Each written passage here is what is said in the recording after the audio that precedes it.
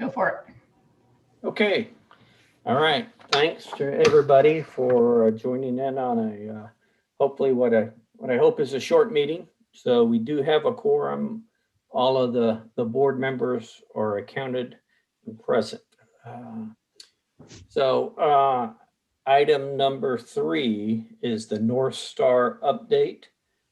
Kathy Gray, would you lead us in that discussion? Unmute first.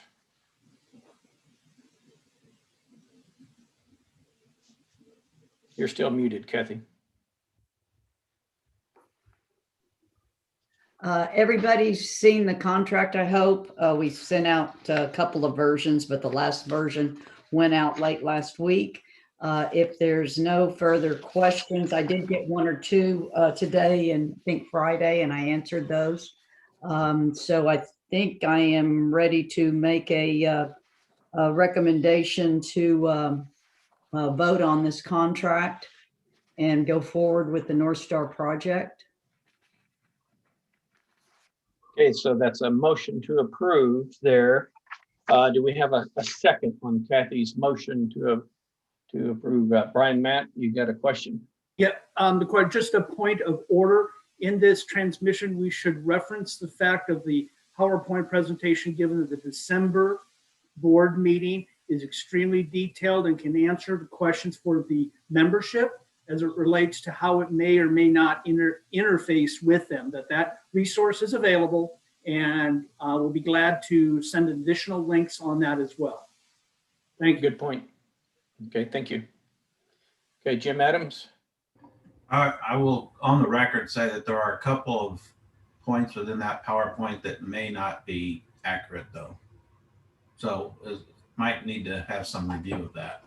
Okay, so maybe we can update that, and then can we just post that somewhere, Brian, on the internet for people to review? Okay. All right, do we have a second on Kathy's motion? Okay, Steve Wunderlich seconds the motion. All right, so a motion and a second. Any further discussion before we vote? Brian or Clark? Go ahead, Clark. I haven't seen the numbers yet. And how did the numbers change? The total number, the last total number, the schedule that you had prepared showed the total number at about 111,000. How did that change? It didn't change. That 111 had the 5,000 plus monthly fee in it, which needed to be pulled out because the maintenance is the maintenance. It's a subscription. So it's closer to 105,000. 105, okay. And that includes the 70,000+ for NorthStar itself. And all the training and all the travel and everything's in there. Correct. So we're at 105, not 100. 105, not 111. Correct. And we were able to get some additional training in the new contract. So we felt pretty confident we're covered on training for whichever groups may need more or less.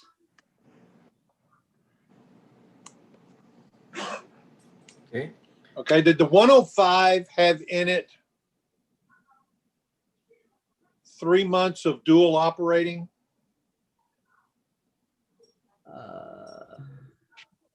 Because we have to run both of them. And so there's going to be this 3-month period where we're running both systems. I don't believe it did. Crystal, do you remember if it did? I believe we did put it in there to run the systems dual for about at least 2 months, and I think maybe 3. Can I clarify? But yes, we did put it in the contingency plan to run the duals. Okay. Brian, did you have a comment there? No, she answered it. All right, Jim Can I Adams. clarify? I mean, what we're making a motion on is to approve the NorthStar contract. The NorthStar contract does not include the extra money that the POA is going to provide for any project management or any funds outside of the NorthStar contract. It also does not contemplate the cost that we would pay for the existing agreement we have under maintenance. Now, that was something that was presented maybe in the PowerPoint previously, but is not part of this agreement. And we also need to contemplate and discuss where this money is going to come from, because it's not budgeted. I'm not saying that in a negative way. I'm saying that it's just, we all need to get together on that, because I've reviewed the contract. I think NorthStar has negotiated with us and come to mutually agreeable terms that I thought were fair based on the concerns I had. But I think we need to talk about how we're paying for this now before unless we want to take it like we want to approve the contract, but I think we got to first approve where we're spending the money from. It's not in the budget. Oh, and that's the reason I asked the question, Jim. Right. That's absolutely the reason I asked the question. And so there's various points. The agreement has like $70,000 in there for NorthStar. And then it has also $5,350, I think it's $5,350 per month in subscription fees that will pay for the software, the maintenance, and the hosting of that software and all the services that they provide in the contract. Right, So it's more than $53.95. $70,000. It's more than $100,000. But it's a subscription that's ongoing at that amount. But Right. that number is cheaper than our current monthly with our current service provider, correct? Yes, sir. Yes. I haven't seen that to be. I don't know. I'd like to see that specifically, but Crystal, So- can you pull that up for Mr. Adams? Okay. That was So apparently on a monthly basis, we'll be actually in the black or ahead A little bit. a little bit. So what we're looking at is the implementation cost right now, including any additional support people we have to have during this implementation phase, correct? Not the NorthStar people. Their money is in the contract, 70,000. Right. Are we still and- thinking we'll hire a Lake Kiowa additional person? No, it's my understanding we're going to use Michael and Scott to fulfill the project manager role, and then each department head would also be responsible for their part of bringing up the system, the training, all of that would be handled with each department. Okay, so that's a change recently, right? Correct. Yes. It is, and it's also been made the level of expectation of our POA to be able to do it, quote, in-house and not go out with another project manager has been made very clear. And that's why additional training was added to the schedule to support it. It wasn't just lip service. We received additional days in the event that we're slow on the uptake or we need some tutorial. So that was factored in. And there's an additional, some wiggle room of a couple more days, or if we end up having to pay for it, that's an option as well. But the partner of NorthStar is very, clear that we're going out a little bit on a ledge in terms of the normal business model of having a project manager here, that we'll identify someone internally to help facilitate and shepherd this process as we go through each of the cylinders to implement this, particularly the food and beverage component, which has a lot involved. Okay, so let's see. Sam? And get back to this. So I was trying to look from my spreadsheet we had on positive balances we had from the previous fiscal, the 1 year fiscal year ending June 30th, 2020, plus the excess revenues from the 6 months ending December 31. I've got that on my computer, but I can only look at that. So I think that's where the proposal was that we were going to take the funds from. Clark, is that correct? Yeah, it's the remaining excess funds from 6/30/2019, not 2020. Okay, so that That we amount- allocate those. Right, and that amount, and we need to get that allocated. And Jim Adams came up with a great question, and Crystal has posed that to our accountant on that. However, I think what we've got there left is 92,500 because we paid 9,000 for the microphones, and then we allocated at the last meeting another 2,800 for the what do you The call golf. that system over Jen, at the pro shop? Yeah, Right. the Gen system, or not Gen, Golf Genius. oh, Golf Genius. So right. we allocated another 2,800. We had 95,362, and then we had 2,800 for Golf Genius, and that brought us down to 92,500. But we still have the 56,093 of excess funds from June 30, 2020. So when you put that with the 92.5, you got sufficient funds with that to fund this deal. Okay, Jim Adams, is that sufficient explanation for you?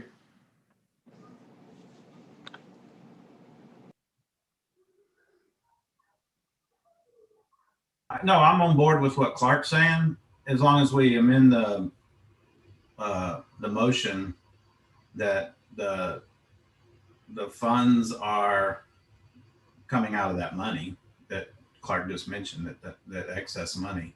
That's where we have to spend it from. Okay. I will point out too that we're not spending $100,000. We're not, earlier somebody, the term $100,000. So if we're not hiring any extra people, we're only going to spend $70,803, $70,800, and then we'll be paying the monthly fee at $53.95 whenever that starts, which, as you guys stated, is fairly close to our existing fees. Yeah. Leanne, can you bring up the spreadsheet that we sent out back in September that showed what our current fees are compared to the savings that we're going to see flipping over to NorthStar? Yes, give me a couple minutes. Okay, while you're working on I that, thought there Clark's was- got a comment. Go ahead, I Clark. thought there was some hard costs in there for some equipment. So it's the 70 something thousand plus about 10,000 in hardware, Correct. right? Correct. Yes, yes. And so I'm trying to figure out what equals the 105.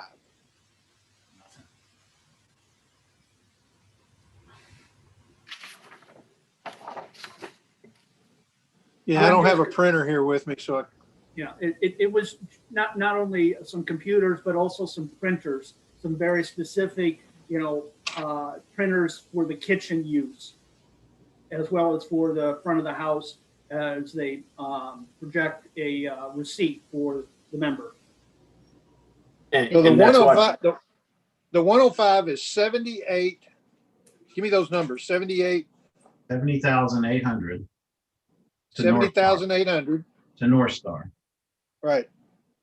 I And then don't know. 10,000 in hard I think it was equipment, actually, right? I think it's slightly over that, maybe 11,000, but I don't have that number.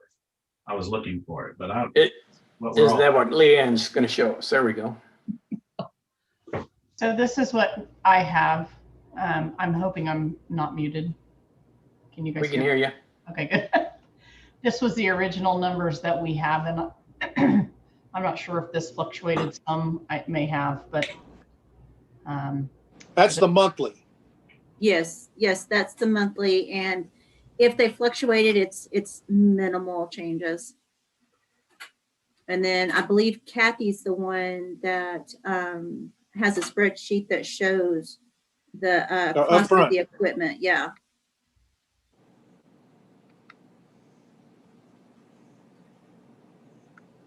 Okay, Kathy, I'm can gonna you? point out, I hate to be picky because the delta between what we're paying now and what we're about to pay NorthStar is not that big a difference to worry about, but for the record, there, when you count fees like existing partnership, well, let's see.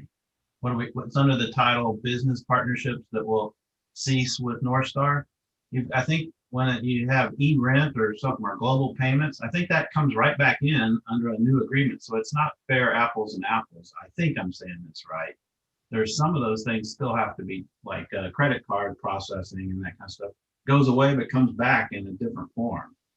So and I think that's one of them, the global payments thing. No, e-rent is different, Jim. That has nothing to do with credit card. Okay. I know it's a little confusing when they say global payments, but that is different. Okay, that's fair. Okay. What we had about a $8,000 contingency, just things we don't know. We still have outstanding to pick our credit card provider. And until that's done, we know our old equipment is not PCI compliant and we needed to get new card readers. But till that partner is chosen, we can't guesstimate price of the readers. But we know approximately what they run depending on which vendor you end up with. Is that in the 11,000 in hardware? Yes, sir. No, that was above the 11,000. I had that. I'm just trying to get, Yeah, I had that in I'm just trying to contingency. get my numbers together that total to 105. Right. The 105 still included the project manager we were going to hire. So that can be pulled back out. Okay, so what's my new number now? Your new number is going to be closer to 95,000. So 71, 80 to 90. So I'm seeing 90,000 of the one you 82. mentioned there. 82 and 8 is 90. There's $5,000 somewhere else. Well, that's the contingency. We're not trying. I've got an $8,000 contingency. I've got 70,800 in the contract. Okay. I got 11,000 in hardware, and I got an $8,000 contingency. What else am I missing? That's it. That's it now. Because So there's that no is project. That's only 90 grand. That's 90 grand 90,000. total. Mhm. That's 90 grand total. Is that right?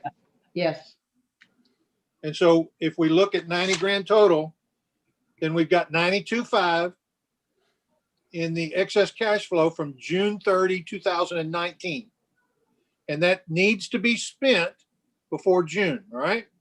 Okay. And Jim raised a very good question in an email that all of you were copied on. I don't know the answer yet because we're asking the accountant. However, I believe that it is a good effort to allocate that money to do something with it. But I don't think that satisfies the code. Right. I think the code says you got to spend it.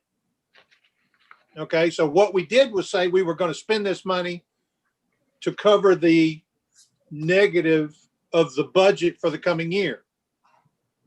Well, we didn't have a negative, so we didn't actually spend that money on that, right?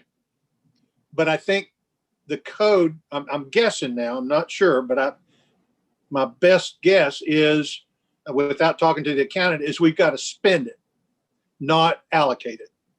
I mean, that's a great when effort. When would we first cut checks for this? Now, if we vote to approve it, when do we Tomorrow. first spend cut it? checks? Tomorrow.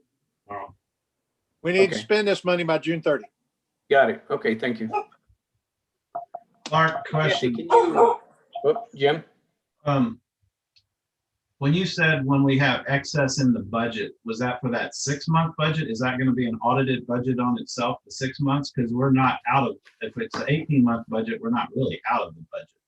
No, Right. we're going to do an audit of the 6 month. As soon as I get January closed, I'm going to send all of the files that cover July to December to the auditor. And we have a contract to do a 6-month audit. But then right. So that money that the members voted to say apply to the next budget, Mhm. there's nothing to apply it to, as Clark pointed out. But could there, Yeah, the way we did this, could there be a shortage in the next 12-month budget? And then we'd have to apply it to that. Oh, yeah, most Because we definitely. voted, we set the fees based on 18 months, so we still could come out short, not likely, I'm just Right. pointing, based on everything we've seen. Yeah. That's not the case. But I'm just pointing. You're correct, Jim. And I think what we're we don't have January numbers yet. And so Crystal and I are going to go through January again, and we're going to see how that comes out with respect to what we perceived as the excess cash flow for 12/31/20. And so we got to go through that as well. But I think that, and we've also got a better defined a budget adjustment for 2021, the 12 months of 2021. We showed you a pro forma of that, but I think we've got better numbers now. And we will be presenting that to you next week. Crystal, is that right? We will be presenting that to you next week. And so we're going to have some decisions to make on that, because I'm not sure that we have enough excess funds to do what everybody wants to do. So we're going to have some decisions on that. Correct. That is correct. Yep. Okay, so the 92,500 that Clark referenced, am I correct that that was from fiscal year 2019, 2020 ending, or is it ending June 30th? You're still on mute, Crystal. Sorry, still working on this.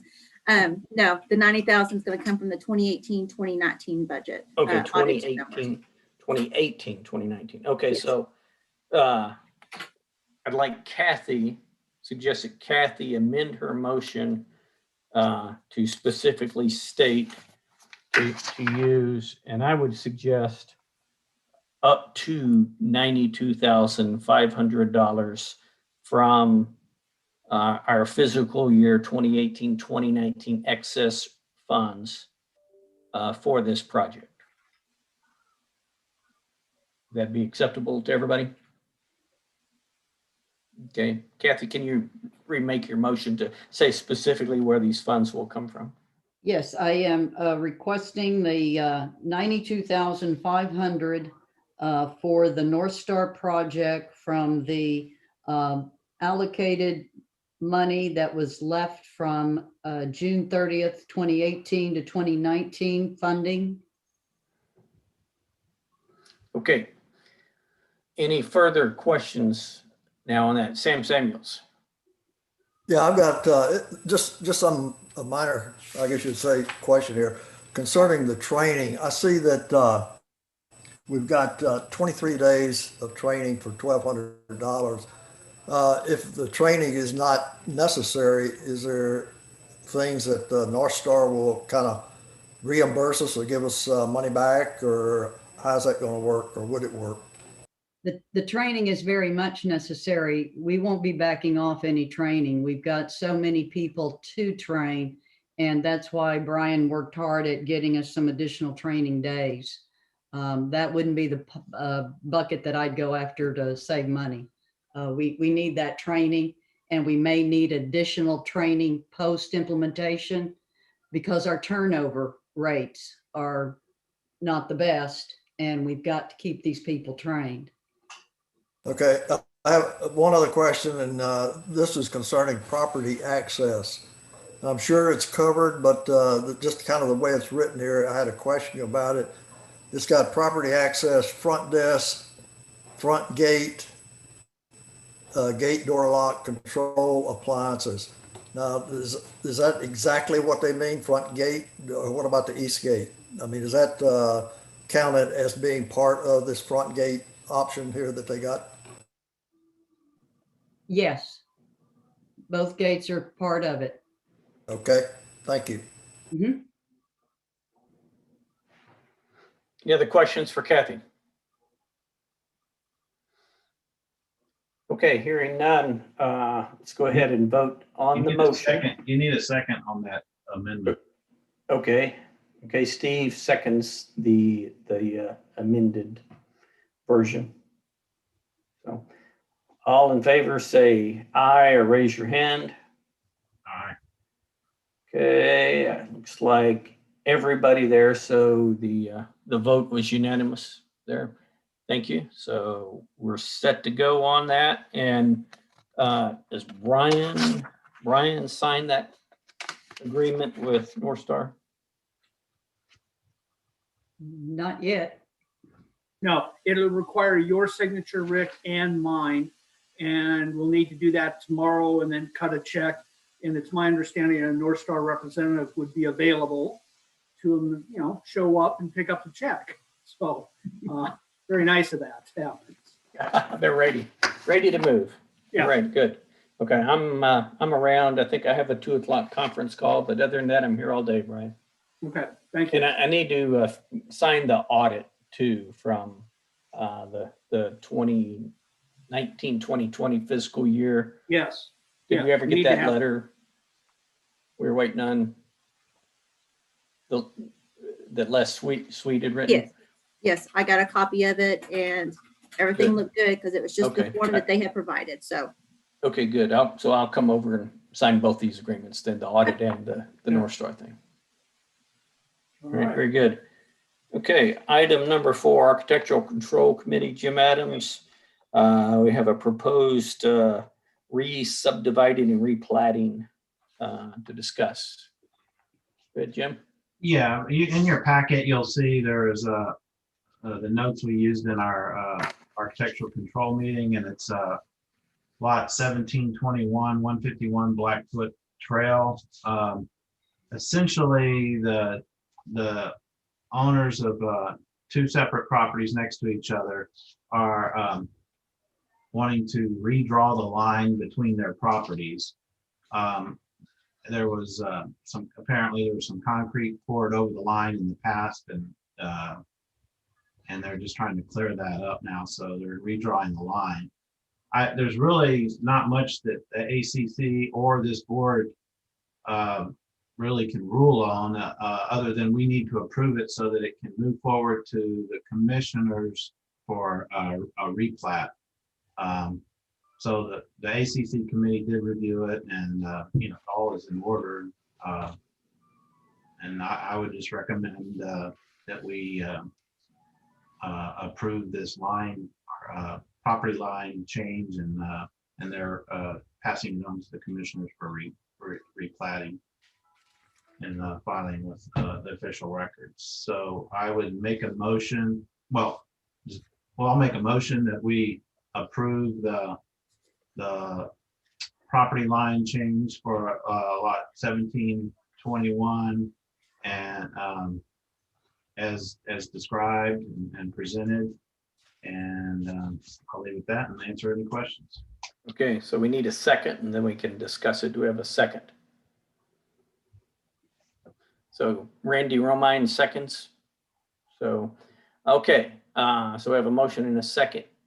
So questions, Jim, is this a previous sale of some tract in there that they just overlooked the actual boundary line or something?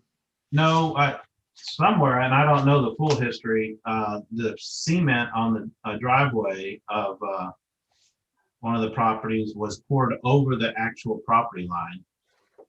So these 2 owners and members got together and said, well, let's clean it up so it won't be an issue in the future when we go to sell one or more of the properties.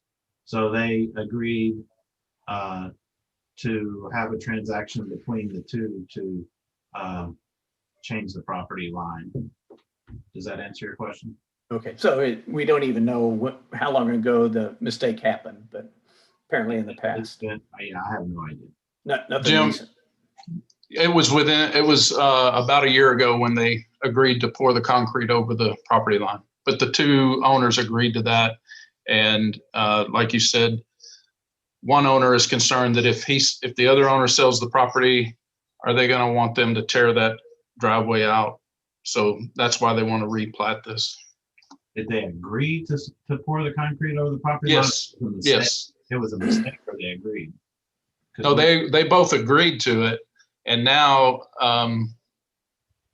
the one owner is concerned that if the other owner sells, then the new owner may want them to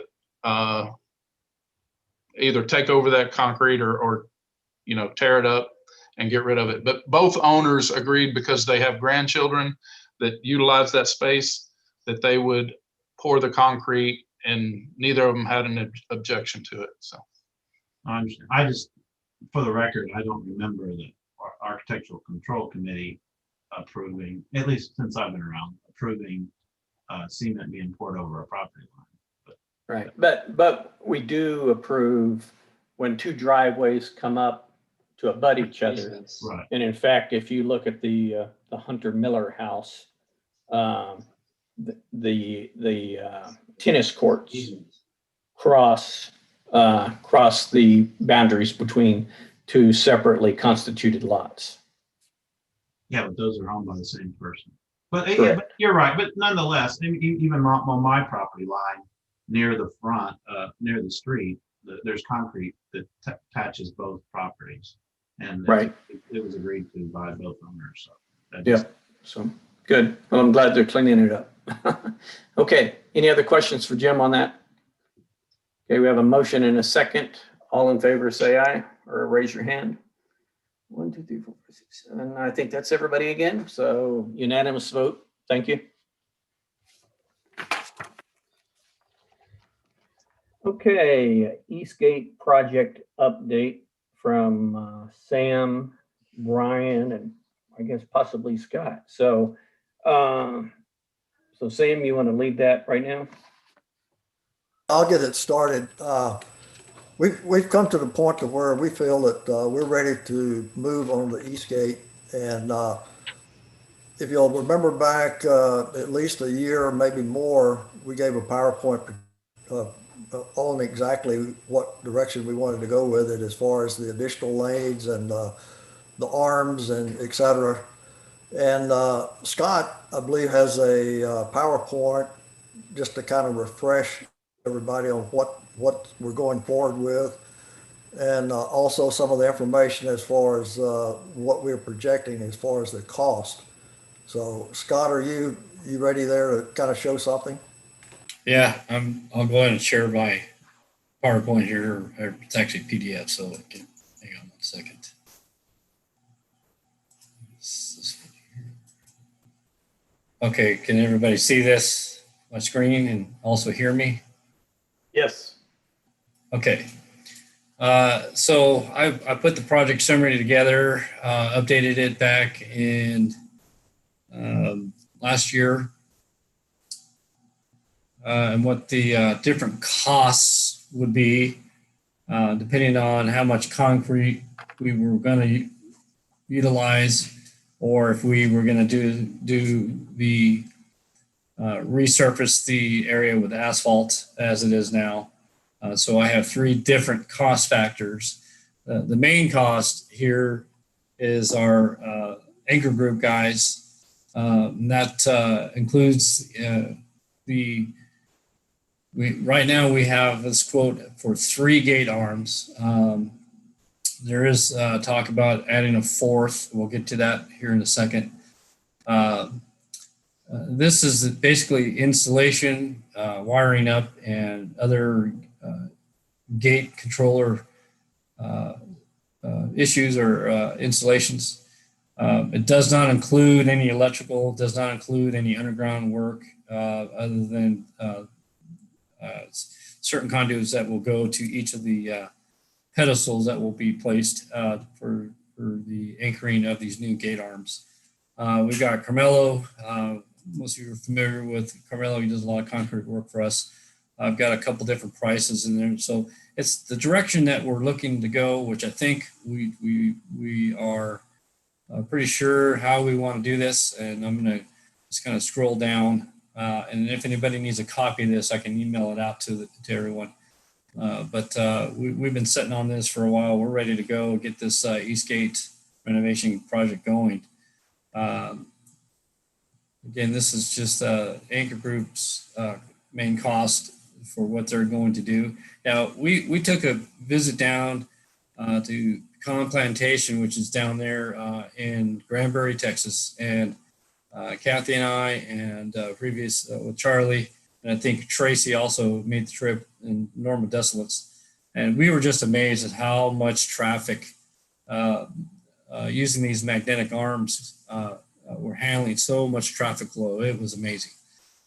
So we looked at these and we were very impressed, and we reached out to the company that actually installed Complantation's security gate system. So we reached out and we got these guys to give us a bid a few months, or about a year ago. And this is still valid. I reached out to the Anchor Group guys, still in contact with them. So they're waiting for us to give them the go ahead. This is what the gate arm is going to look like. Roughly, it's a 20-foot arm extension, magnetic, 4-second opening, 4-second closing. Not quite going to be 20 feet. I think we're going to be closer to maybe 15 feet. It's cut to fit, kind of as we need. And again, this is the model that we're getting. You can see the 4-second. So I'm going to head down, bypass all this. A lot of you have seen pictures. This is what this just explains what we need to do to get it ready. Removal of all this stuff here. Again, I'll send this out to everybody so that I can move this real quick. Again, this is the main focus. This is the current center lane. This is what we the idea is to change this into the new member lane. Let's scroll down. Not much happening on the existing, except we'll move the new arms about where this old metal east gate slider here sits. Okay, so here's a really good example. You go on Google Maps and zoom into where the east gate, you get this really good picture.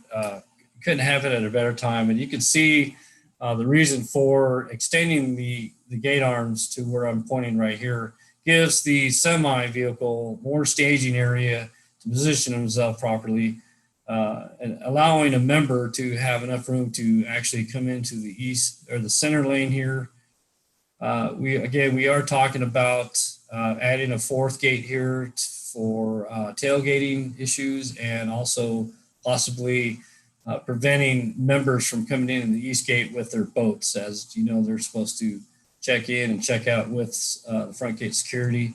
I haven't seen a lot of that happening yet because obviously security still has, we do have the trap system currently that disallows anybody such as that to be able to, even with a long trailer attachment, it prevents them from, without security's assistance of opening those gates remotely, they cannot activate the other arms being stuck in that trap. Here's a quick little layout. This is using the shaded area would be the immediate travel area of the current gate now would be where we would provide concrete. As you know, when you drive into the front gate, that drive-through section has all been concreted and it's held up very well. In the past, we've had issues of the asphalt kind of leveling, sinking in from the heavier vehicles coming in. And we did the concrete work at the front gate several years back, and it's held up very well. So we were projecting to do a small concrete, about a little over 3,000 square foot area in this area. The new arm gate replacements locations are here in the yellow. Again, we're looking at adding a fourth in the member lane to accommodate the issues with possible tailgating, and also allowing full vehicles with trailers or boats, etc., to eliminate that problem. And next screen is a better drawing that I came up with, and you can see the layout. Again, what you don't see is the fourth placement, and that's going to be basically a job walk for myself, with Michael Fife, and also Chris Widener. We'll do a full layout, a final plan, and we'll adjust accordingly once we get this project going. And this is just a pedestal diagram. This is how the gate arms are going to mount. Sam, I'm going to turn this back over to you and I'll look for questions. Yeah, one of the things when we're talking about the fourth gate, Scott, have you got with them as far as the cost that would be added to it for the fourth gate? Yeah, it'll be an additional $3,200 added on to that $18,000 quote that we sent out we got back from them. Scott, we're talking about the different costs, and the thing that we came up with, rather than doing all asphalt, which later on would have to do again, or all concrete, which is of course very expensive, would be, as Scott has mentioned, do concrete there in the middle and asphalt around, which we feel would take care of the weight coming in. Other thing too is the fact that we'll be getting rid of the gates and the rail, the tracks that they're on, which would make it a little bit better. One of the things that has come up when we're talking about the fourth gate, in fact, I think a question came in on it as far as the tailgating. We think that it would probably be good to put that fourth gate there to avoid any type of tailgating, mainly because of the speed at which the arms will operate, the 4-second gates. So we feel that, we're ready to go with it. Scott, or correction, Brian, do you have anything to add?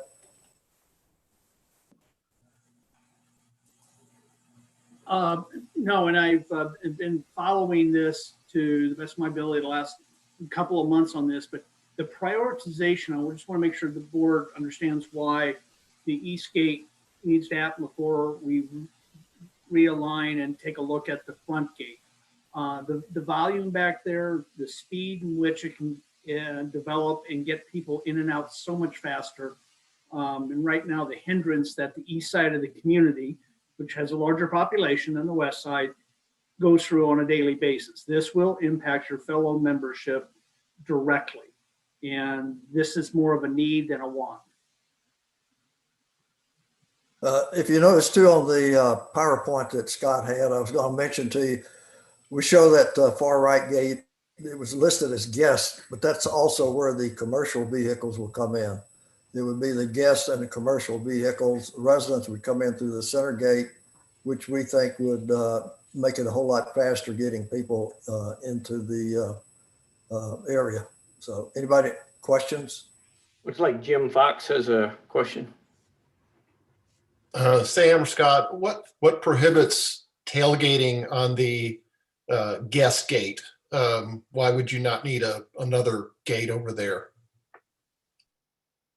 But right now, what prevents the tailgating is obviously the heavier first gate, the large metal gate, and you have to wait for that to completely open or halfway over, and and you drive in and you got to wait for that gate to close for the second arms to open up. That's your trap. That's your tailgate problem solver right there.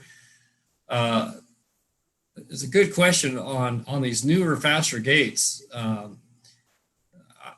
With them opening in 4 seconds and closing in 4 seconds, I don't know how much time you'll have for a tailgater to follow in so closely for that gate to actually close and land on that tailgater's in front of his hood or his windshield or whatever. Obviously, it's going to be closing just as fast as it's open.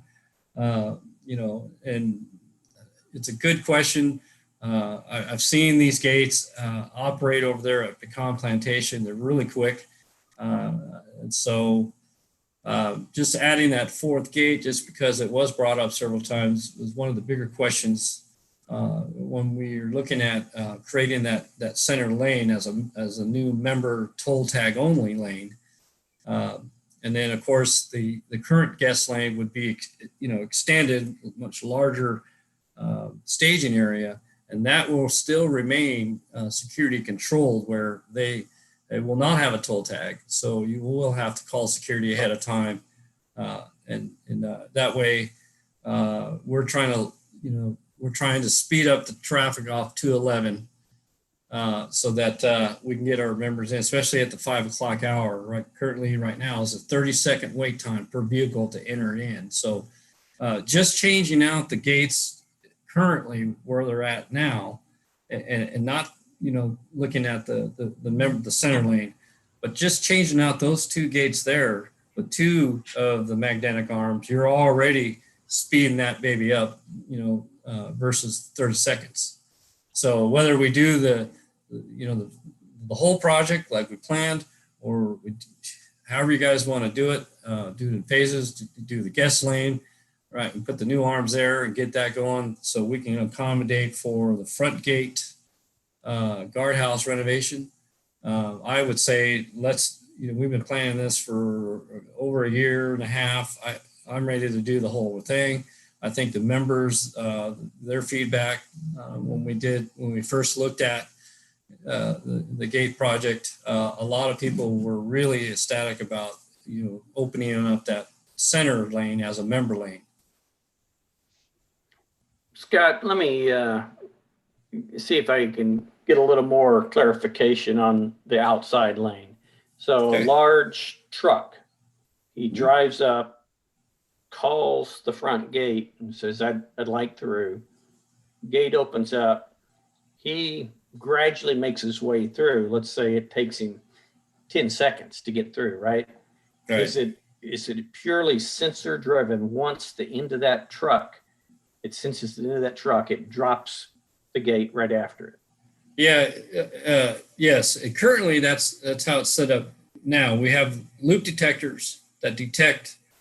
I won't get into the specs of it, but once you clear the loop detector, it engages the controllers to shut the gate.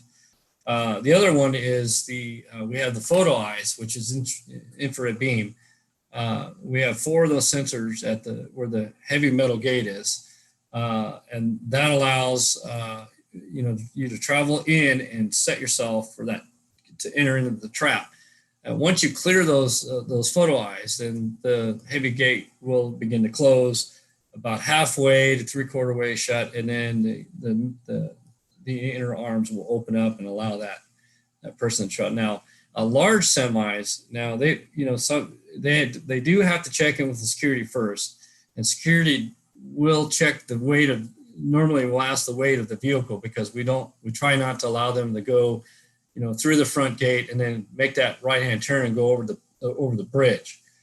So we do reroute them to re-enter over at the east gate, and security with the cameras and everything, they can see they have full control of opening remotely, allowing that semi or currently a lot of cement trucks coming in doing pouring concrete.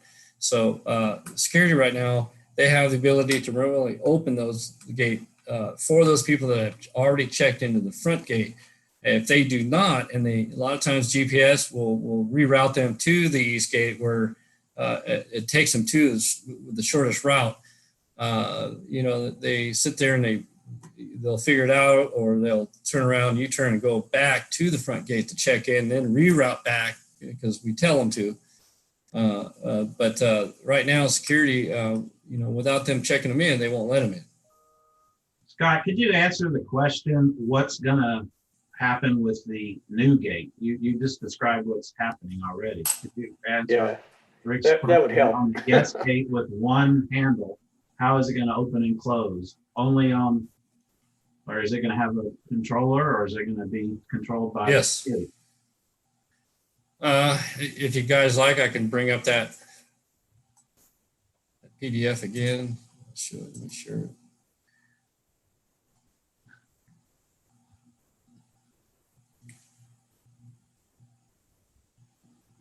We'll look at this one here. Everybody see this? Yes.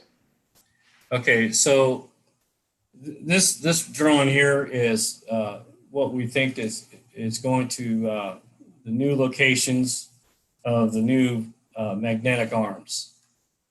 So in the guest lane, currently in this area is where our heavy our heavy metal gate reside. We will take this out and also remove the double arms that are here and relocate the new magnetic arm here.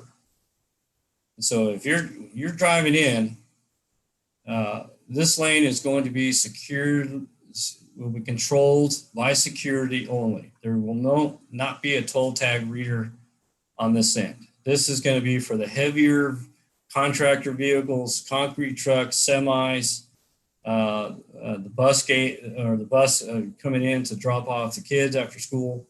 Okay. In the member lane, we will relocate the. Scott, pause.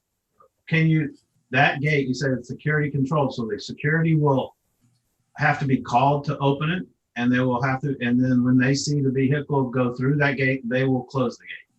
That's That's correct. Okay.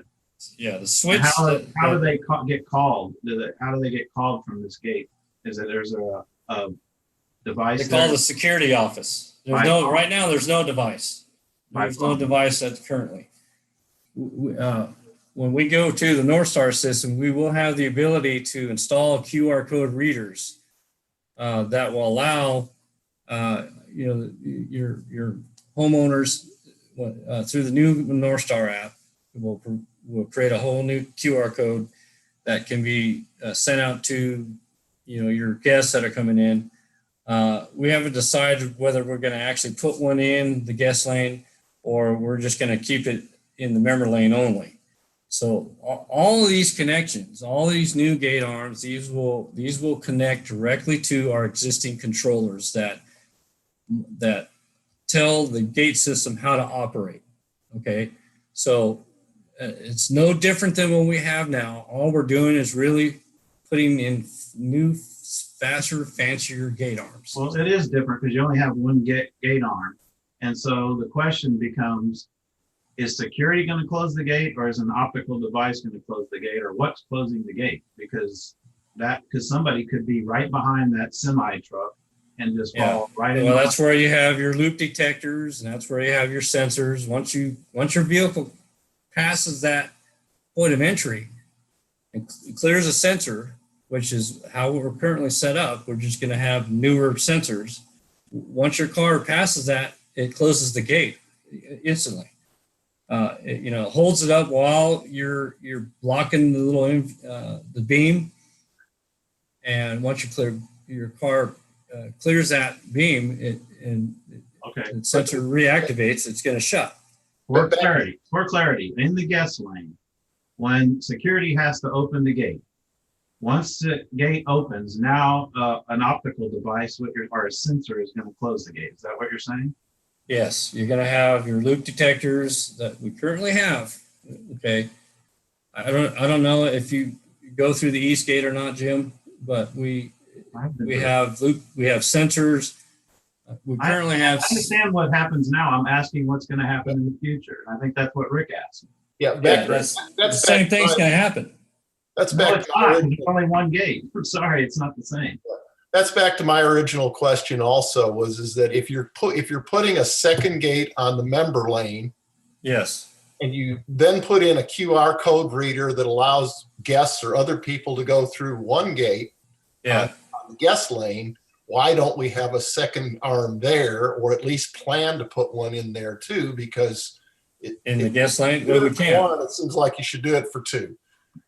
Oh, I agree. Yeah, and we can. It's like I said, we didn't plan on that because that lane is going to be, the guest lane will remain security controlled.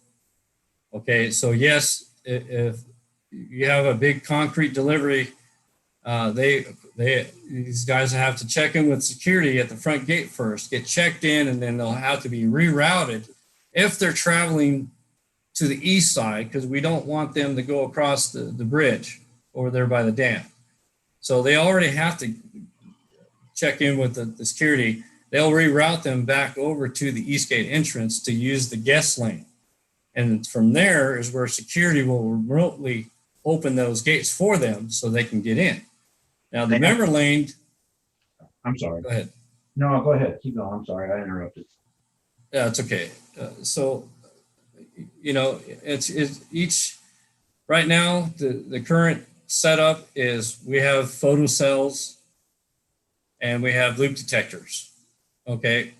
It's the same setup. Nothing's going to change. It's just going to have newer loop detectors and newer photo eyes, to open one gate up, wait, travel through, and the other gate will close, the other gate will open. Same thing, we're duplicating what we have now in the current guest lane. We will duplicate that in the new center member lane. And then toll tag only, same setup. So nothing's going to change except for just newer devices that will control it. And we have a faster gate coming down, which would minimize the inclination of people to tailgate in. Not necessarily. I mean, I'm sorry. I mean, if it's 4 seconds and a semi can't go through in 4 seconds for one. So it's not just up and stay up for 4 seconds. It has to sense it. And if it's somebody's properly tailgating, they can properly get through right behind the truck if they're really tailgating. So I think that's why you have 2 gates, is to prevent 2 vehicles from getting inside that trap area. Yeah, well, right now we still have tailgate issues, because we'll open up security. We'll open up that current guest lane now for a semi or whatever, and then you'll have a tailgater, and security will almost hit that switch to close it, but they have to wait because you got a tailgater coming in, and there's nothing they can do other than if they close the gate too early, then it's going to hit the vehicle that's coming in. So it's hard to stop those tailgaters with the current setup, because they just, and also the issue with the, 1 second delay of the cameras at the east gate that are currently running 24/7 at the front guardhouse. So they have that little bit of delay. So it's really, it's not perfect, but it's there. And it works. But right now you can't stop a tailgater. If they're coming in, you can't stop them from you can stop them from getting to Kiowa because the second gate doesn't open. You don't stop them from getting into the trap area. Yeah. Okay. So and trying to get the facts out in front of everybody. Hey, Sam, could I jump in here real quick? Yes. I think the whole objective is to get the residents in faster through the east gate. And that was what we were planning on doing with putting in this 3rd lane. The guest lane, as we're calling it, or the commercial lane, there's always, in fact, I think Scott had talked about putting a pillow. If we found that we needed an additional gate because of any type of tailgating, it didn't work with security, et cetera, we'd have it there to where we could put it in. We're looking at Scott, you'll have to correct me on this as far as the price of the gates itself, but we can always put in a gate there if we saw that there's a problem. This is the initial, get it going, get the people in fast. The tailgaters that may come in through the guest lane or the commercial vehicles, we'll look at that. We'll have a pillar there to where we can actually put a gate if necessary to do it. Again, going back costs, we thought that this would save some costs, and at the same time, maybe not have to have that extra gate.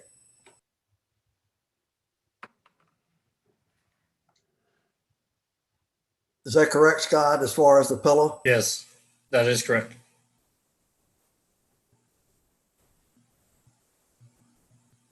Well, I'm all for the faster gates, but I have heard a lot of, and I'm sure everybody's for faster gates, and I'm all for this project, but I have had a lot of feedback, and we all know we're going to have a question here in a little while, that there's a lot of concern in the community about tailgating and having multiple gates.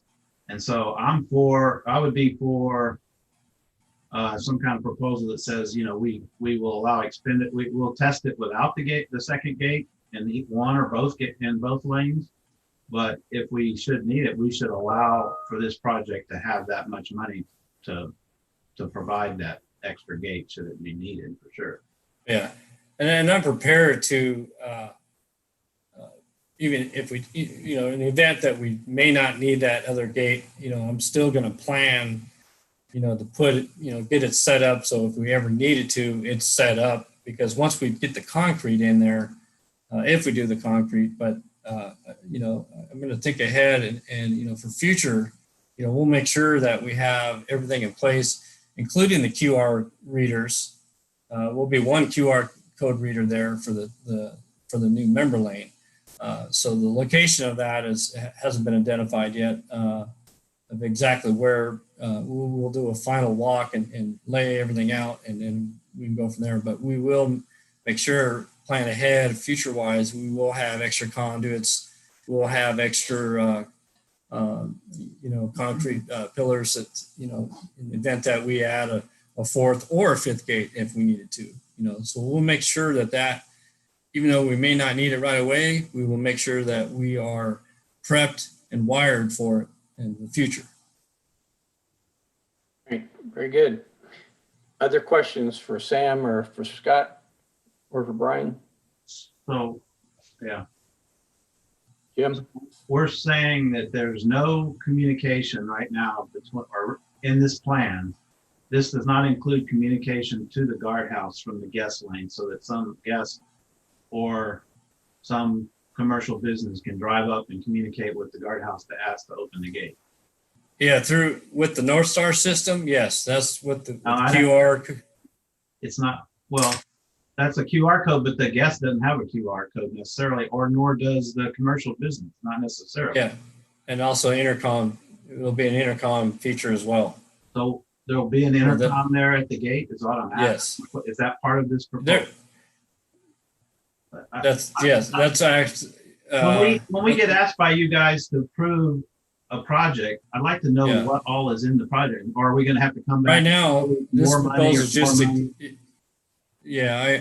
see what you're saying. I don't believe that was added in. It was currently just for the hardware replacement.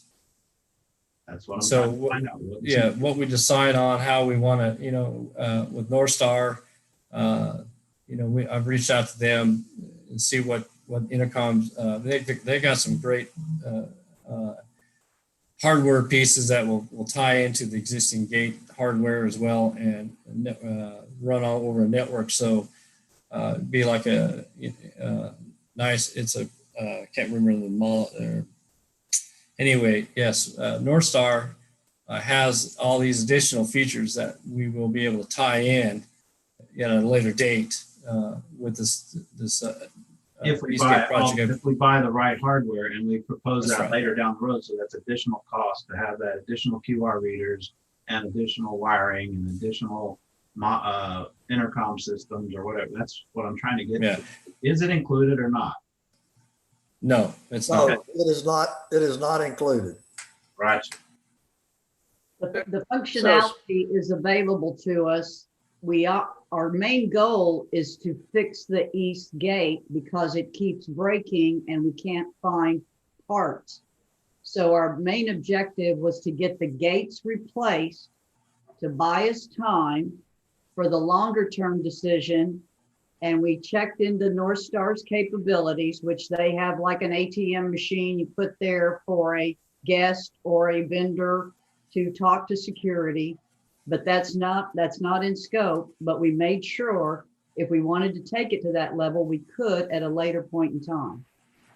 So I'm asking the questions. I'm asking all the questions on what we're about to be asked to approve or in some motion probably, because we have budgeted again $300,000 for the east gate and the guardhouse, and for every dollar that we go above what we budgeted here for the east gate, we'll have one less dollar to spend on the guardhouse unless we go over budget. So I'm just trying to point that out. Jim, you're not correct on that. The $300,000 is for the guardhouse. The East Gate had our funds and it has CAR funds that are there available to do this. So it has nothing to do with a guardhouse. Fair, but we have some budget amount for the east gate, and then if we don't include two extra lift gates and all that other stuff, then we're going to come back. We're going to be over budgeting. That's my real point.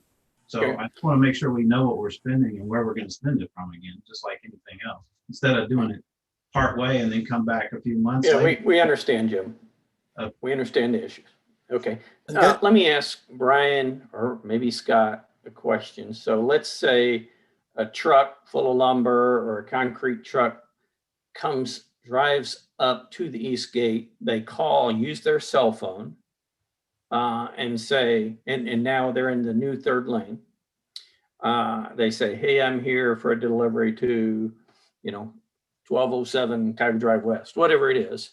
And they have a camera there that can see them, correct? Yes. And That's correct. at that point, would they let them in or would they tell them to come back to the guardhouse? Most likely they will tell them Come back to the that guardhouse. they have to come back to the guardhouse and check in. We do have a sign right up front there that tells them, you need to check in with the front gate no matter what. And a lot of times they figure it out on themselves and they turn around and go and go head back to the front gate. Where that right there sounds terribly inefficient, right there, and a big source of congestion at the front gate. So, so we have an opportunity here at some point, spending additional money for whatever QR code readers, things like that, at some point to eliminate that step right now, correct? Yes, because it's unmanned and it will remain unmanned. That's currently how they're operating every single day, all day long. And a lot of times they'll come in after they checked in the first time with the front gate, and they have to return 2 or 3 times, 4 times. They'll recognize them, and so they have to check it one time all day long. And if they come back again, they still have to check into the front gate. And if they have 5 or 10 trips all day long, they know these guys. They recognize their vehicles. They're on camera, and so it's just that one check-in, at the front gate per day. Right. So that again, that does sound like an opportunity there through NorthStar and other things to greatly reduce those type of headaches if we can pre-approve them and they can come up with a QR code scanner or something. Yes. So I think that's something we ought to really think about as well, moving forward as quickly as we can on those type things. Yeah, the big problem too is with Garmin and your GPS systems that we have in vehicles is trying to get them to put into their systems that the main entrance to Kiowa is on 902 and not on 211. Most GPS systems route people to the east gate, which is unfortunate too. I have tried multiple times to have that adjusted with Google. I have sent them letters formally and have tried to contact them by mail as well. I'm sorry, email as well, and by phone, and I cannot get them to change that front gate for the life of me. I don't know how. I've tried that also. I've had several members send me emails. Hey, is there anything you can do with Google? Can you tell them that Google is my responsibility? But anyway, it is very difficult to get them to change that or fix that. Yep. Okay, Jim, you got another question? Yeah, if we have, along the lines of Rick's point, if we have a vendor who's coming in that guest gate, and they're to your point, you've already come in once earlier, but what if they're a vendor who comes in all the time and they've been called in by a homeowner and we know who they are and we can see them when they drive up? Do we really make them go all the way back to the front gate again? Why do we need them to go to the front gate if they've been pre-approved by a member and you're looking at them and know who you are? Yeah, security usually will give them, say if they're doing work for a whole week, they'll give them a pass, and they'll allow them to go in through the east gate. And just lately, we started issuing out contractor toll tags, which are good for up to a year. A lot of them, the permitted jobs. So that's helped a lot of the traffic at the front gate. Allowing some of the contractors to use the member lane at the front gate for immediate access, as well as contractor, the plastic cards that look like your membership cards. We also had issued those out. A good example is Image Docs with Cole Duke. He's I think he has 12 or 13 of those plastic cards to allow his subs to come in or all his other employees. So that cuts down on time spent in the guest lane to check in. But again, I'm all ears open for, suggestions on, how to make the current guest lane over there at the East Gate, what we can do better. Like you said, having to check them in one time, or if they pull up, it's, a lot of times it's identifying who they are. If we don't know who they are, obviously you need to kind of have them come back to the front gate and check in. But if they've been called in by a member and they pull up and talk on the intercom and say who they are, what are we looking for to allow them through? I mean, what happens at the front gate that would be different than happens on the intercom? Well, one good point there. So obviously, when you do your guest authorization form as a homeowner, and you email that copy to whoever you're bringing in, they can literally hold their phone up with that, and it's difficult to see because you're talking about a small smartphone screen. But if you pull it up, where it's, we can put a camera. You position it differently so where the security up front can see it, and then, okay, this guy's got to pass, no problem, open up the gate. But you can't do it right now, is what you're saying. You can't. Yeah, we can't do that. Yeah, we don't have a camera close by for them to do that. Okay. So that's something that I'll have to look into. See, I've got 5 cameras over there now, but they're nowhere near close to be able to see that. But if I'm a guest and I pull up and I don't have that thing on my phone, I just pull up to the gate and I say, I'm going to visit whatever lot. I don't have to show anything. So what are they doing? They're just asking questions. Why can't we do that verbally through an intercom? Are they looking for something specific? Yeah, we could definitely do the intercom, but also at the same time, you can call using your cell phone, call the guardhouse. Guardhouse has a list of all the guest authorization forms that are sent in by the homeowner. So, either an intercom or you call them on most of the time they're going to use their cell phones and call the guardhouse and say, hey, I'm Scott Manning. I'm here to see Jim Adams, lot so-and-so, here's the address. Security just pulls up my last name and see, oh yeah, your pass is here. Okay, no problem, we'll let you in. So yes, we either way. Well, you guys talked about rerouting people back. So if they were approved previously, or if their name's in there, they can use the intercom to get through the guest gate. That's, I guess, my ultimate question. Yeah, it's just the bigger vehicles, the larger, the construction vehicles, the semis, the Home Depot deliveries, you name it. That's the guest lane. When we redo the gate, East Gate, that's the lane that they would have to use because once they check in, they have. We try to keep them from driving over that bridge because there's a 7,000 foot. And a lot of times anyway. So you're looking at the vehicle to determine it's a 7,000 pound vehicle, or just saying, why can't you use, I keep going back to what's the difference? Why can't we just talk to them through the intercom? You can. Because Home Depot is no different than the other guest that comes through. Yeah. Like I said, Jim, either way, we have a keypad intercom system there, but it hasn't been used in some time, probably the last 10, 15 years. So yes, we could do an intercom, and we can also do the QR code readers, whatever we need to do to speed up the process of getting these people in. So I know we can do whatever we want to do. Yes. Okay, Brian. Yes. Sam, I'd like you to unmute and put some wrap-up comments on this at this point. I think Scott has exhausted the level of data at this point. Thank you. I'd like to make a motion if we're ready for it. Go ahead.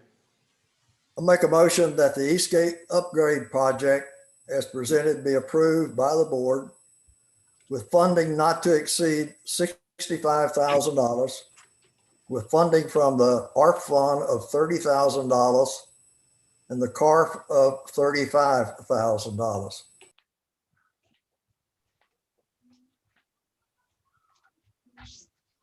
Okay, Steve, is that a second? Thank you, Steve. Okay, any further questions or comments? What detail are we approving? I mean, I agree with the numbers, I'm fine, but I'm not sure what we're really approving in those numbers. We're proving this project that we just spent about 25 minutes talking on. We have a committee. We have a committee that's ramrodding it, will oversee it. They've heard the concerns that we have. So I'm satisfied. The committee brought it to the board about a year and a half or 2 years ago. And we've been working on it ever since. And we made, town hall meetings. We've done all kind of things. Now we're ready to come before the board to try to get this going. Okay. Clark, Sam, did I see your hand up? But Sam, we've also had a lot of input and changes along the way. And there's been a lot of talk and concern about the multiple gates. And so there's no detail on what the price of 2 extra gates are. It's just, so we may get to this and it might be another $30,000 for 2 extra gates and all that it takes to wire them up and build them in. So I have a little concern there. And it's fair. I think everybody ought to have a little concerns. We don't know what the total cost of this project will be to do it and according to the way that a lot of people would like to have it done. But if you want to move forward. Sam, is there a contingency built into your estimates? Yeah, I built about 5,000 into it. Okay, and we already heard Scott tell us it was $3,200 for an extra fourth gate. Okay, Clark, did I see your hand up? Yeah, point of clarification on Sam on his numbers. We have, correct me if I'm wrong, Crystal, but Crystal and I kind of talked about this a little bit. We have ARF scheduled for distribution in 2020 and 2021 for upgrade of the East Gate on all these systems and attachments and arms and the computer and the tag reader and the whole bit. $31,500 and coming from ARF. And to get to 65, you only need $33,500 coming from CARF. And we have, we're not complete with that reconciliation of CARF, but I feel very comfortable with that coming out of CARF. Okay, so Sam, would you want to amend your motion to have $31,500 from ARF, $33,500 from CARF? Yeah, I'll amend it to ARF at 31,000 and CARF would have 34,000 that would come out to come up with the 65,000. I think Clark said 31,500 from ARF. Okay, 31,500, then the difference would be coming up from CARF. Okay, Steve, do you second that one as well? Second that one. Any further discussion? Okay, all in favor, say aye. Jim, you've discussed it to death, Jim. What do you have? One more comment? Just allow me to make a point after the vote. Okay. Afterwards, okay.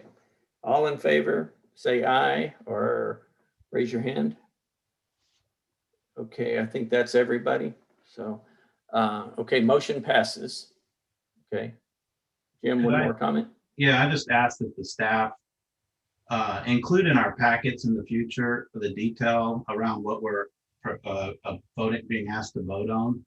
Have it in a PowerPoint presentation that's kind of before you and without the details. It's hard to know what we're really improving. So, absolutely, I will ensure that happens on a go-forward basis, and I will help coach the staff on presentation and overall information, as well as possibly meeting one-on-one with board members to make sure all questions are answered. And Jim, you posed some really good ones here, and I don't want you to think that I'm trying to avoid anything. A board member deserves the answers to them all, and by God, my job is to help get those for you. Okay. All right. Thank you. Thank you, Brian. Okay, item number 6, COVID-19 Committee update from Kathy. Yes, I'll try to make this quick for everybody. We are doing 2 COVID vaccine clinics at the Civic Center in Gainesville this week for a total of 600 doses. We're still not seeing the amount of vaccine we need, and I'm pretty sure we won't until CVS and TomTom and the larger entities start picking up this responsibility. But we've done a really good job, I think, at the Civic Center. I think we've made a lot of the participants feel very comfortable coming and going, and that we will continue both CERT volunteers and American Legion will continue to volunteer their time so we can make this happen. I don't think Gainesville could do it without us. They don't have enough people that are available during the day hours because everybody works. So we'll continue what we're doing. I did ask Rick and asking the board to draft a letter, and I drafted the letter to Senator Springer requesting that we get more vaccine, and don't know if it's going to help. We were doing an individual campaign asking all of our volunteers to write Senator Springer requesting more vaccine, but we thought the board should endorse this. And so I wanted to make a motion to draft a letter, get Rick to sign it, and then send it on behalf of the board of Lake Kiowa. Okay. Brian, can you get this same letter onto like the Lake Kiowa letterhead or something like that? Yes, yeah. And then just put my name as Richard P. Walker, I guess. That's how I sign Do that documents. tomorrow. Any other questions, Steve Wonderlet? So are we no longer going to do anything in the lodge? No, Steve, we're not going to be able to get vaccine. One, it would only be for Kiowa, and Cook wants to make sure it's available to all of Cook County. And unless we're going to open the gates, that's not going to happen. Plus, we can't get enough for Cook County. So Tom Sledge, everybody has tried so diligently to get us more vaccine, and it's not coming from the state. So we decided to focus on being volunteers at the Civic Center until the larger entities begin to pick up the vaccine doses. Okay, I just wanted everybody to know. Yeah, Leanne's done a good job putting that on her Sunday announcements that we're not going to get the vaccine to Kiowa. The other thing, if you haven't been watching, the numbers are down on COVID cases in Kiowa. We're down to single digit, which is awesome considering last month we were double, and all of the entities are decreasing. So good news there. And has anybody got any questions on COVID or vaccine? Or I'll take that as a no. And Thank you for your efforts again, Kathy. absolutely. Okay, item number 7, we did have some questions sent in by our members. Let me read those off. Let's see, that's not it. What did I do with that? There it is. Okay. The first one comes from Janet Jensen. Looks like lot number 1990. The question is, we moved here in like July, really love it here. I was wondering if there are plans in the future for a paved walking path, as the streets are very hard to walk on. And so I asked Jim Fox to respond to this on behalf of the Parks and Recreations Committee. So Jim, could you take a shot at that one? Right. Thanks, Rick. So the Parks and Recreation Committee has heard requests in the past to improve the existing walking paths. We have one walking path below the dam, which is approximately a quarter mile. And we have one at the north end of the community in the nature area. And that one's about a third of a mile. The possibility of improving the trail to make it a more accessible surface or paving the trail has been considered and discussed. There are considerable costs that go with that.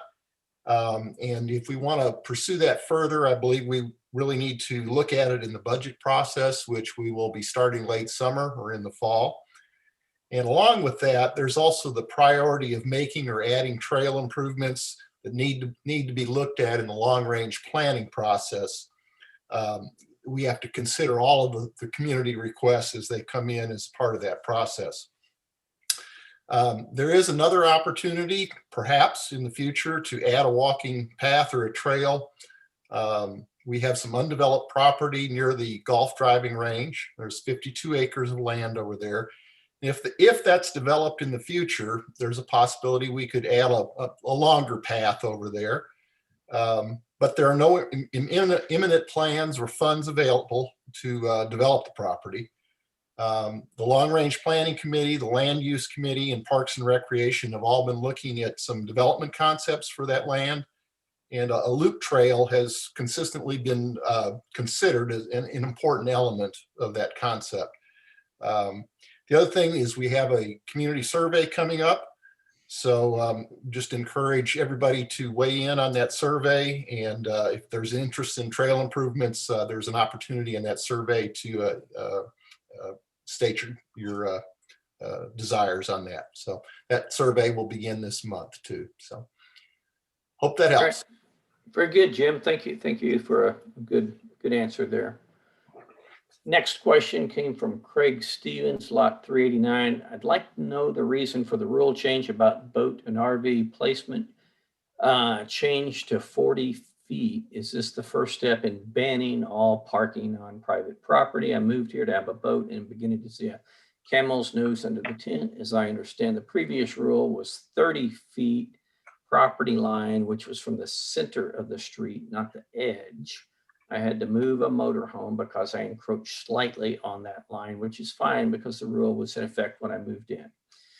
I do feel that this is an unnecessary infringement on our property rights. My boat is currently within the rules, but many properties in the community will be affected adversely. Even if they are grandfathered, their resale value will be reduced. If this is an easy approach for reducing some I-4, I feel this is the wrong way to proceed. Deal with problems on an individual basis. Don't punish the many to control the few. So we are looking into this. I can tell you it is not any effort at all to ban all parking on private property of these things, because so many people have boats, RVs, things like that. So it is merely to get it away from the street. I did ask Michael Fife, our new compliance officer, to take a look at this, and he may not have all his information yet, as he was trying to contact Rich Augustiniak as well. So Michael, have we in fact changed the rule at all? Okay, so the rule was discussed between Rich and the Rules Committee, but it has not gone into effect.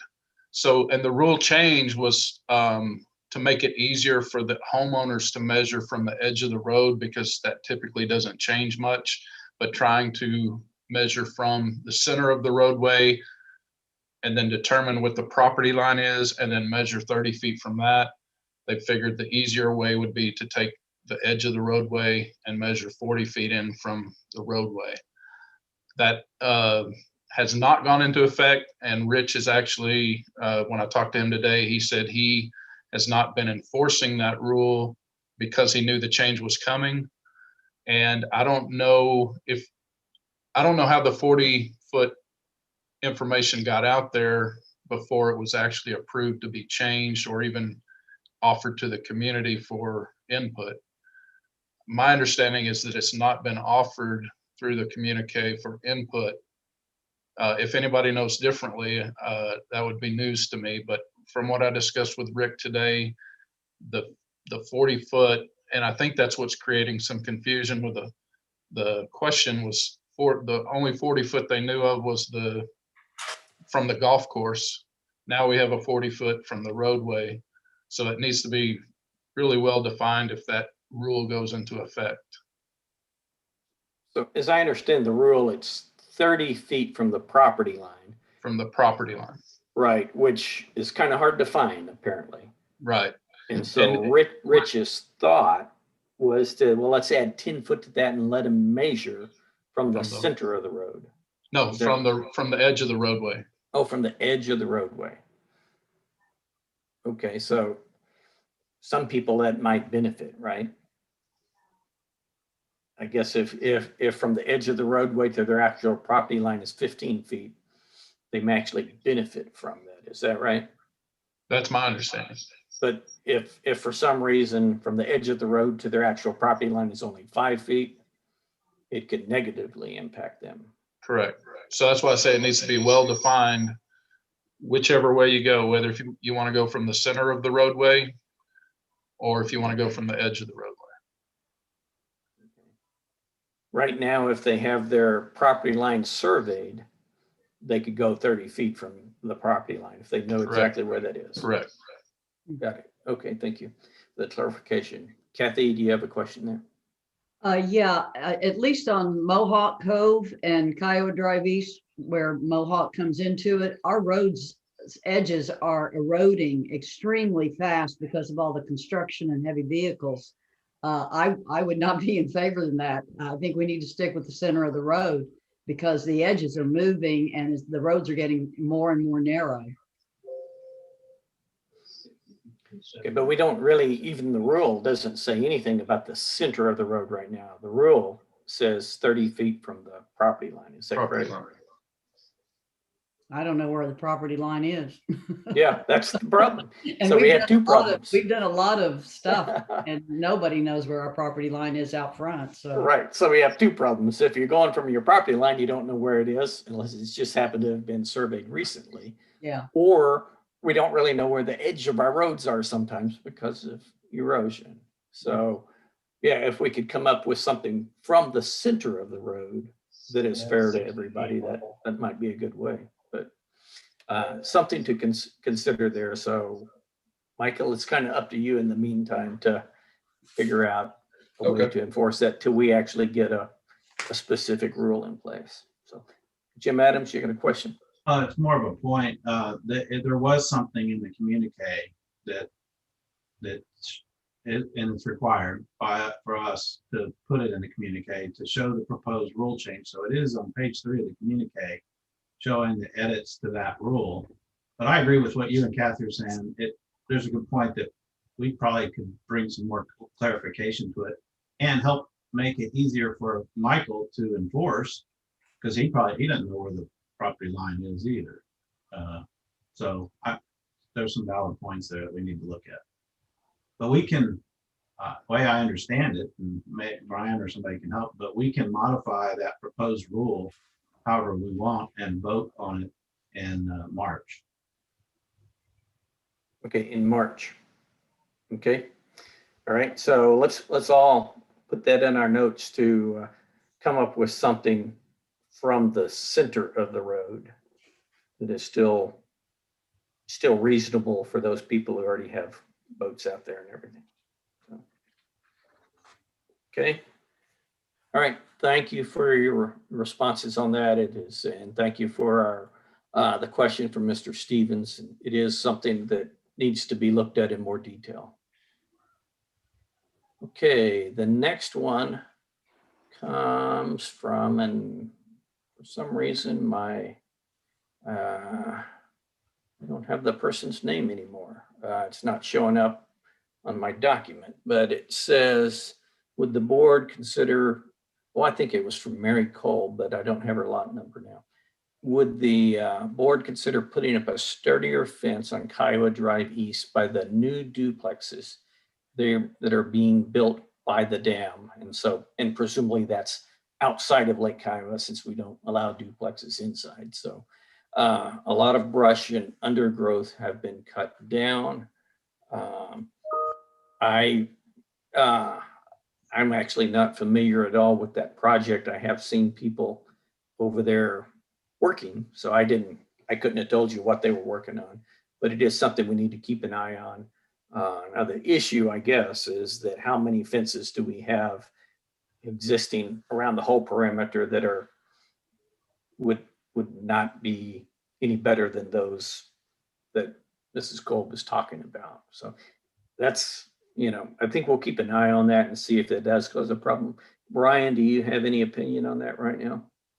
I don't. I've asked Chris to kind of fill me in on this in terms of the scope and how that's wrapped around, and if there's something that we can do to mediate it short term, great. But he was not in today, so give me a couple days and we'll come up with something. Okay, thank you. That did bring a question up in my mind. Do we have something inside our schedules for maintenance of our fences? Clark, do you happen to know that off the top of your head, or Brian?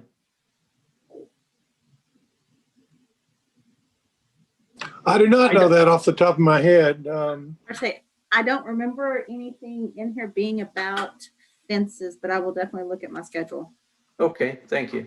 Yeah, so That schedule is quite large, and so off the top of our head, it's very difficult. okay, all right, thank you.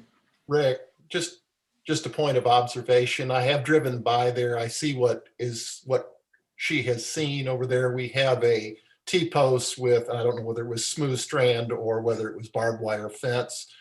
I would think that Chris Widener could shore that up if needed and just make certain that fence is in good condition, the one that we have out there. So. Okay, thank you, Jim. Last question comes from Michael Storms, lot 1631.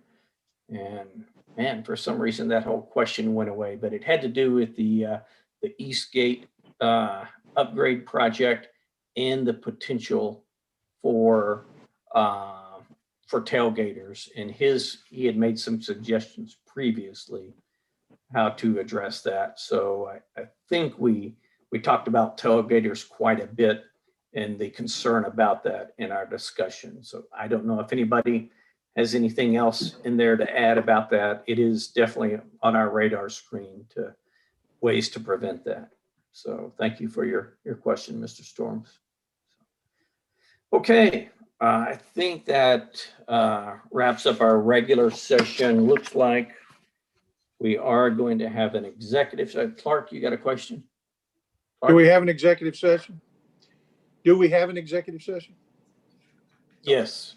Yes, we do. Brian wants to give us an update there, and it's on the agenda now. Okay. All right. So I guess we need a motion to adjourn from regular session and then go into executive session to discuss a previous accident involving a Lake Kiowa vehicle. So do we have such a motion? Okay, Jim moves. Do we have a second? Kathy seconds. All right, all in favor of adjourning from regular session to go into executive session, say yes. Okay, I think that's everybody. So the motion passes. So that concludes our regular session. We will convene briefly back into regular session following the executive session, just to make note of what we discussed in the executive